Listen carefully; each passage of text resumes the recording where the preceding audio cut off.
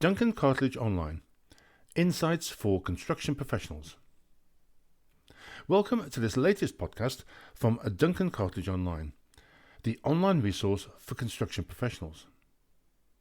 Duncan Cartledge Online offers more than 9 hours of video presentations that are available 24/7 for just £7 a month.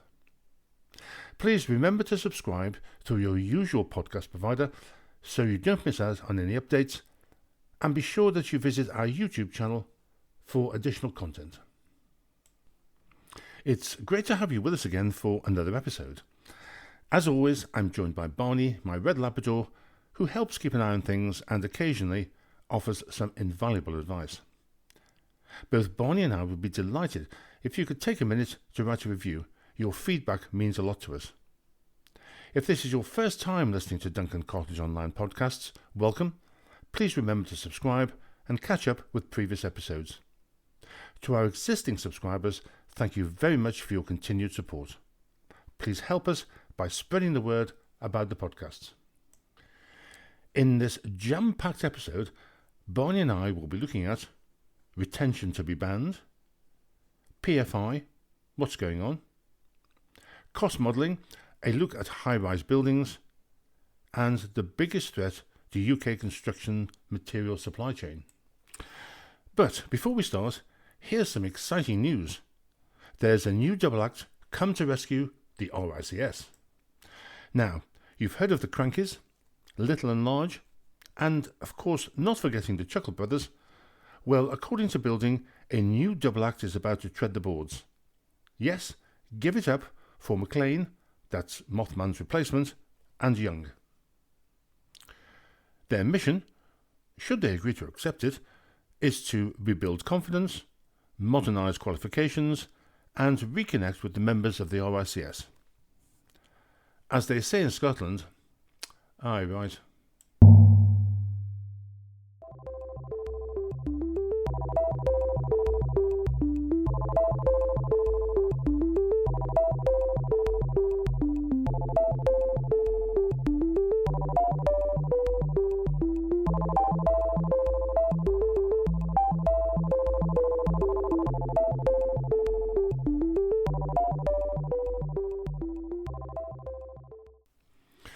But now for something completely different. Retention to be banned. The headline is Retention to be banned. Yes, you heard it right. Sounds good, eh? Nearly 32 years after Sir Michael Latham concluded in his landmark report, Constructing the Team, that the practice of holding back money as security against defective or unfinished work was not working, it is set to be consigned to the dustbin of history. But before we start to get too excited, make sure that we read the small print. In the first place, it is only a proposal and it is set to go out to consultation. And like so many proposals, it may fail to get any further. And it is proposed to apply only to persistent late payers.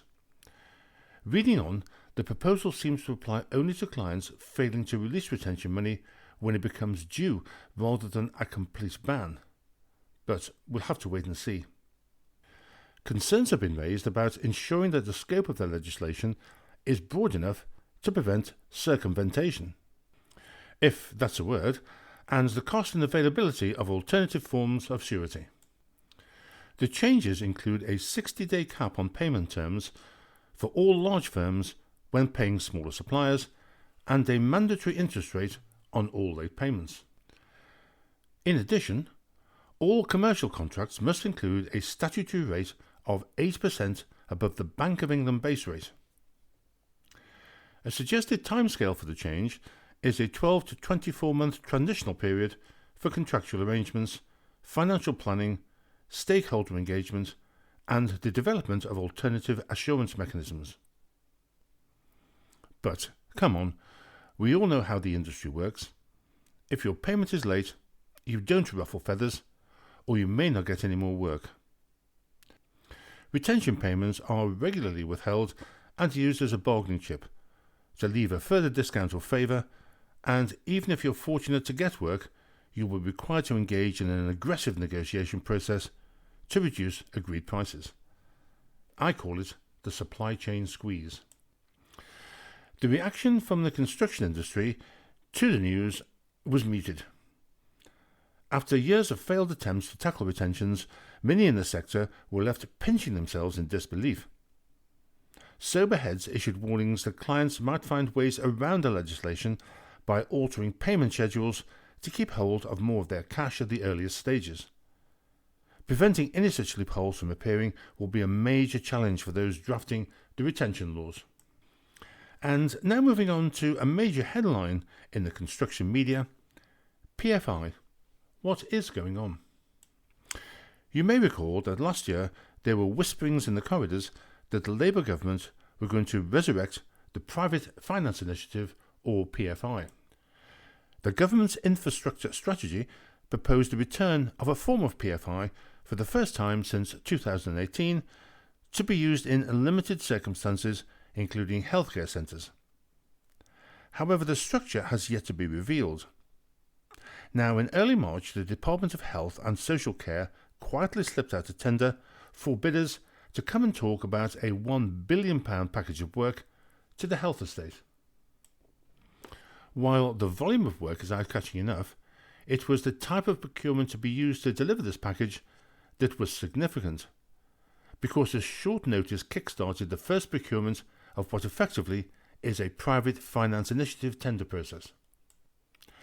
PFI was one of the main planks of the last Labour government's public building programme, but after a sustained anti-PFI campaign by, amongst others, unions like the BMA, PFI and its successor, PF2, was retired in 2018.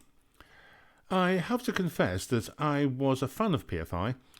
Just take a look around at many of the crumbling Victorian hospitals, schools and prisons that would not have been replaced if it was not for the widespread use of PFI at the turn of the millennium. In fact, I wrote an article for a health journal extolling the virtues, entitled Defender of the Faith. PFI procurement involves a consortium designing, building, financing and operating public infrastructure. Although the majority of PFI projects were delivered on time, a major criticism of the classic PFI process was the cost of private finance, compared to public sector borrowing costs, and the subsequent profits being made from selling off the equity on the completed up-and-running projects. In a major departure, it is rumoured that the new model may allow for the government to hold an equity stake in completed projects, which may address some of these criticisms. One of the more controversial aspects of classic PFI of 20 years ago was off-balance sheet accounting. An off-balance sheet accounting rating means borrowing would not count against the government's fiscal rules, as it does not show up as borrowing, potentially leaving more resources to spend on other projects. At this point, it is not clear whether on or off-balance sheet accounting will apply to the new model, which allows politicians, in particular Gordon Brown when he was Chancellor, to claim that they have provided all this new infrastructure and still balance the books. Hey presto. And now moving on to cost modelling, high-rise buildings. About 50 years ago, yes, it really was that long, I wrote a book on construction design economics, which basically does what it says on the tin. It discusses the impact of design on cost. One of the solutions I analysed was the economies of building high-rise. Of course, the definition of high-rise will differ depending on where you live. For example, what exactly is a skyscraper? In the UK, a high-rise building is generally defined under the Building Safety Act 2022 as a building of at least 18 metres in height or with at least 7 stories. This 18-metre 7-storey threshold is critical for the building safety regulations, risk reporting and registration. However, in the Middle East, Far East and the US, definitions of high-rise differ due to a wider spread use of tall buildings than we are used to in the UK.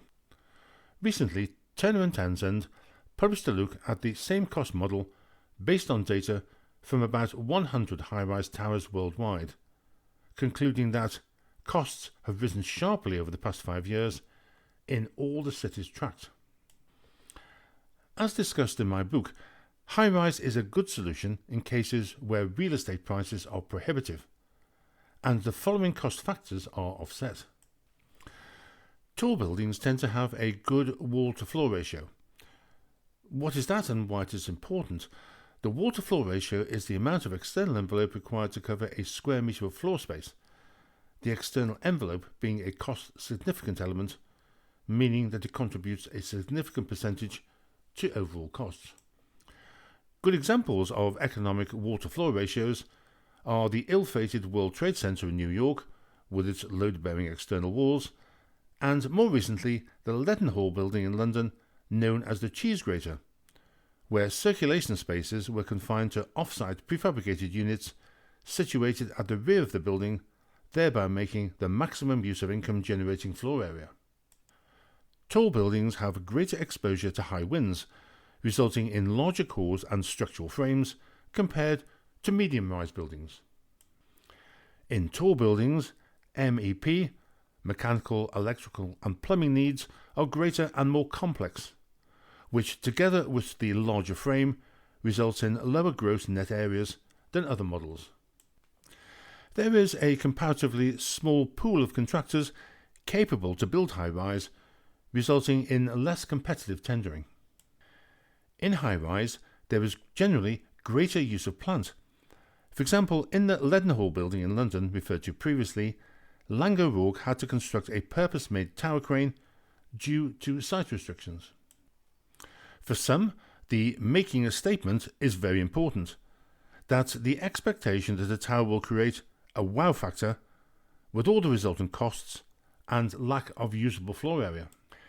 History has proved that the more signature the building, the greater the risks. The Scottish Parliament, for example. And last but not least, high-rise buildings generally have greater maintenance costs. But it's not all about height. Plan shape also has a major influence. The nature of these impacts will vary based on design. Turner and Townsend conclude that the relationship between cost and height is not straightforward, but typically tipping over the 20-story mark brings a new set of implications, and even more so when you reach the super tall, that's greater than 300 metres, and the mega tall, greater than 600 metres high. And finally, geopolitics. What impact is the war in Iran having on construction? I joined a BCIS webinar recently on Construction Outlook, what's next for the industry? And not unsurprisingly, many of the questions were to do with the impact of the war in the Middle East on construction.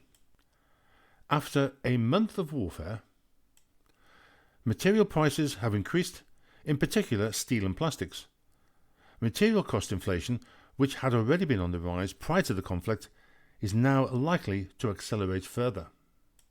Materials such as steel, aluminium, plastics, MEP components are particularly exposed alongside energy-intensive products such as cement, bricks, plasterboard, glass, asphalt and insulation, which are expected to see significant price increases as production costs rise globally. According to the Construction Leadership Council, the war in the Middle East is now the biggest threat to UK construction's material supply chain. Shipping costs for goods imported from the Far East have risen significantly as containers are rerouted. Price volatility has seen costs increase from between 20 to as much as 100%, and the workarounds are resulting in longer delivery times. The manufacturers, suppliers, and distributors of construction projects and materials are by far the largest users of road and rail networks, and there is clear evidence that they are feeling the impact at the fuel pumps with a surge in petrol and diesel prices. Margins across the industry are set to be eroded, with firms having to absorb higher costs as costs are passed along the supply chain. Profit margins will be squeezed at every level, with SMEs being particularly vulnerable. Contractors may seek to rely on contractual relief mechanisms, for example, compensation events under the NEC or relevant events under JCT, relying on force majeure or other contractual triggers. These provisions typically apply where performance is prevented or materially delayed by events outside the party's control, rather than simply becoming more expensive or commercially inconvenient, although the position is obviously always contract specific. Depending on the drafting of the contract, contractors may be entitled to extensions of time and or additional payments where delays arrive from certain causes such as government action, war or hostilities, or embargoes and sanctions. Over the years, a definition of force majeure, or act of God, or exceptional event has tasked lawyers, but generally to qualify the exceptional event must satisfy the following requirements. The event must be beyond the affected party's control. The event must be one that could not have reasonably been provided for before the contract was entered into. Once the event has arisen, it must be unavoidable or not reasonably capable of being overcome. And finally, the event must not be substantially attributable to the other party. It certainly seems that our learned friends will be making a few bob out of this one. Understandably, contractors, because of the inflationary pressures, have become reluctant to sign fixed price contracts. Also, there is financing and investment uncertainty as interest rates may now increase instead of being cut. Expectations interest rates will have to rise cause lenders to push up mortgage rates and pull hundreds of mortgage products over the past few weeks. And finally, risk profiling and insurance becomes even more essential. Let's hope that peace breaks out soon. Well, that's all for this episode. I hope you found it interesting. Thank you for listening right through to the end. Barney and I think your stamina is world class. This has been another episode from Duncan Cartledge Online. We'd really appreciate it if you could help us by spreading the word and subscribing, and, if you have the time, writing a review. Until next time, thank you for your continual support and take care.